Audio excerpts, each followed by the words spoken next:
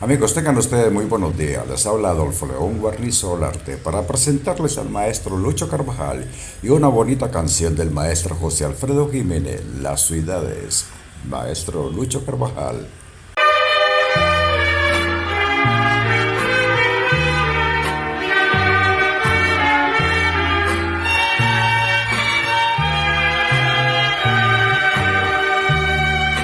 Debí llegar y sentir la presencia de un ser desconocido. Debí llegar y sentir lo que nunca jamás había sentido.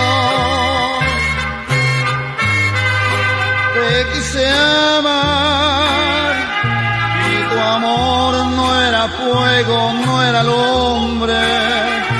Las distancias apartan las ciudades destruyen las costumbres. Te dije adiós y pediste que nunca te olvidara.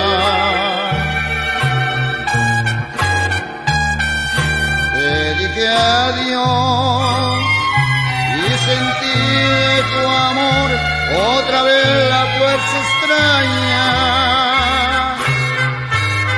y mi alma completa se recubrió de hielo y mi cuerpo entero se llenó de frío, y estoy a punto de cambiar tu mundo, de cambiar tu mundo